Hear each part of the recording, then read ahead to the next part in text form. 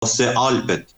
Alpet, sipas autorëve gjerman, është një fjalë e shumë e vështirë për të shpjeguar, por një autor gjerman i jep këtë dhe thotë se fjala Alpe rrjedh nga fjala Alp, Alm dhe në me metatez bën mal.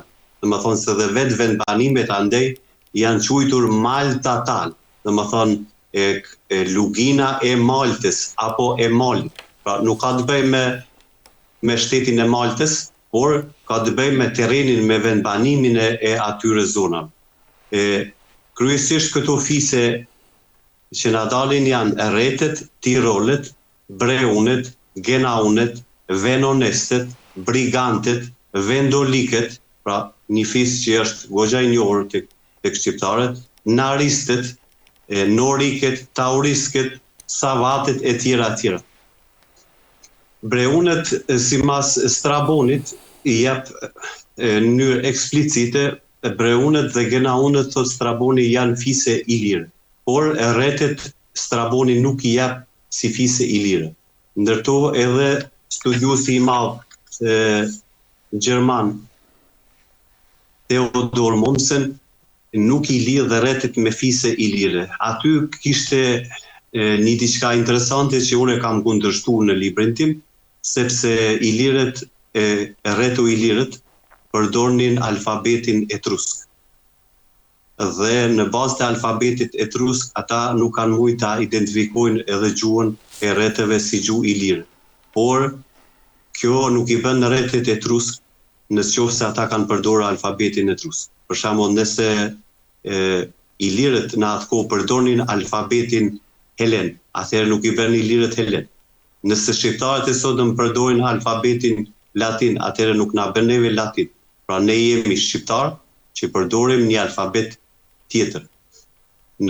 Kishte vendbanime ilire venete në Gurina, për shembull, një vendbanim që dëshmohet është një vendbanim i lashtë arkeologjik 2400 vjet, 35 km larg Slovenisë dhe 70 km larg qytetit më të madh në Austri, Vila, një vendbanim i cili ruhet edhe sot me jetojnë dikun 15 banor dhe quhet Gurina. Pra, është në shpat, sikur tek gjuha sot me shqipe Gurina, dhe aty është të gjetur edhe një Gurin.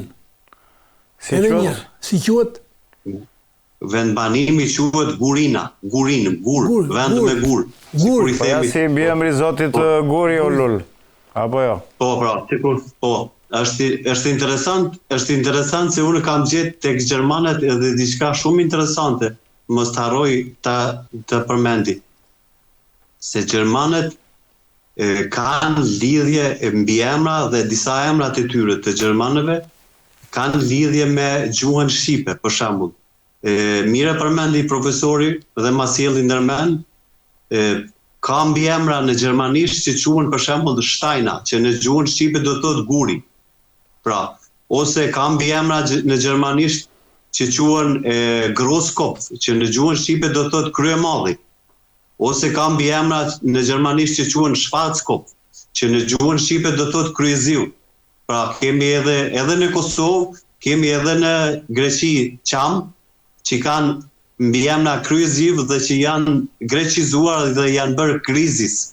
Pra, pastaj kemi emrin Wolfgang në gjermanisht, që në gjuhën shqipe i bie të jetë Ujkan. Pra, ne kemi emrin Kosovë, ku ka emër Ujkan. Ose Uk, që i themi ne, Uk. Po, ose Ujkan. Pra, këto janë shumë interesante për të studiuar gjuhëtarët që merren me gjuhën shqipe dhe gjermanishten.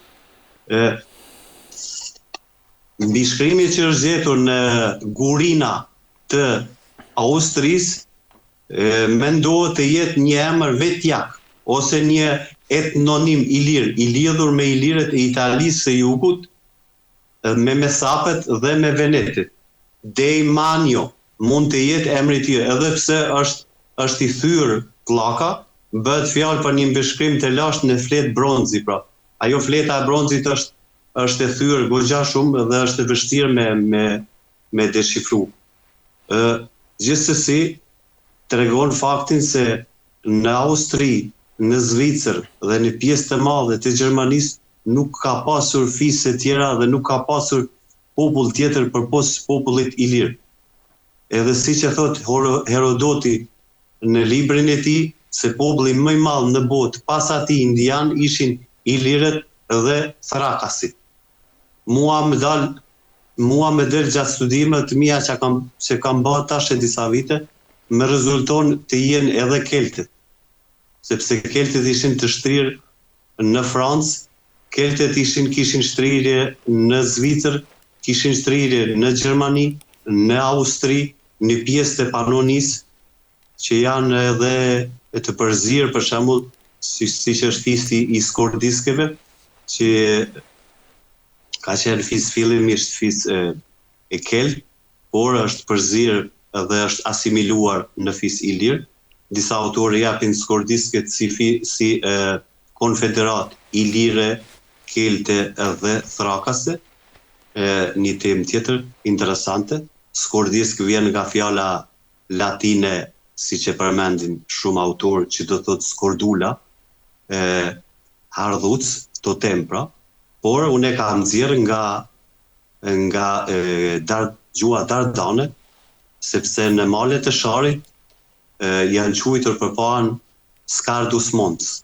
Pra, mali i Sharit që ka pas shtrirje skordiske deri në malin të Sharit, është quajtur mali Skardus apo mali i Skordiskeve, që rrjedh nga Skard, Skord ose Kodër, vendi ku janë dhe ku janë themeluar ato. Si? Skordus Mons janë quajtur malet e Sharit. Skard vjen nga fjala Shkodër, pra është kodër, dhe vetë fjala Skodra rrjedh nga fjala Kodra.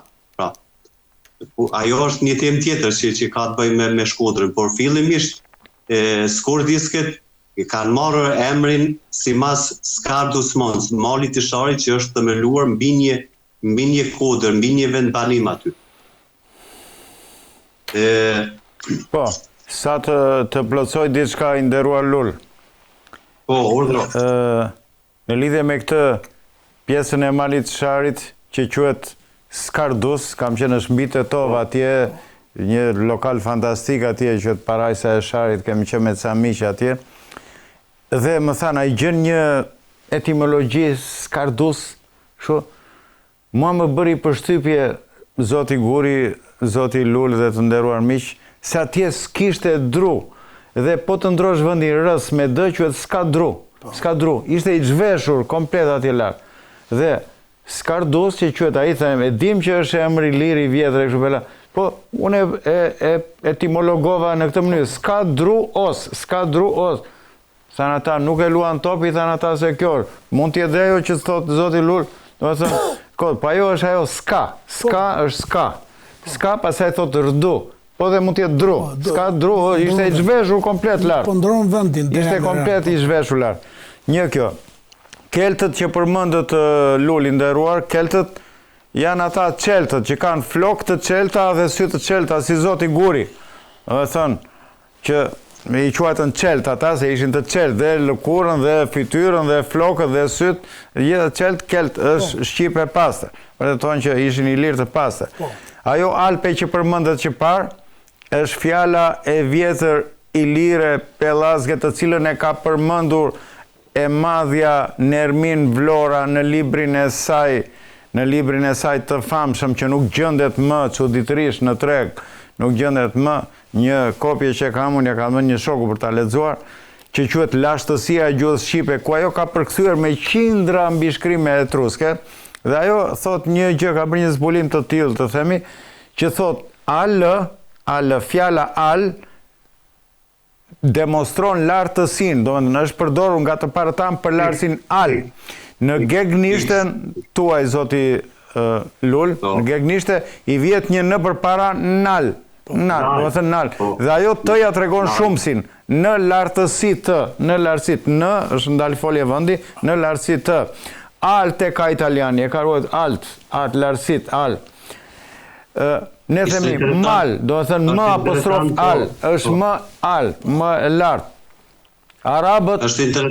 Arabët, më falë dhe 10 sekonda. 10 sekonda. Arabët e përdorin si nyje shquese. Al, kjo gjë. Do me thënë, se ajo al, do me thënë, e shquan, është më lartë se të tjerat. Nyje shquese e përdorin arabët. Dhe alpe, për mua është lartë pe. Pe lartë, që ato janë shumë të larta, do me thënë, pe lartë. Tani, atje në Zvicër, kam kaluar, kam qenë në Lugin, ose e fjala Lugin është shqip lug, që është luga, edhe mund tjetë dhe lug ana e lugës, se ata ishin fix në anën e asaj Luginës atje, luga, është komplet shqip dhe ajo, se janë dy fjalë shqipe, ana e lugës, lugan.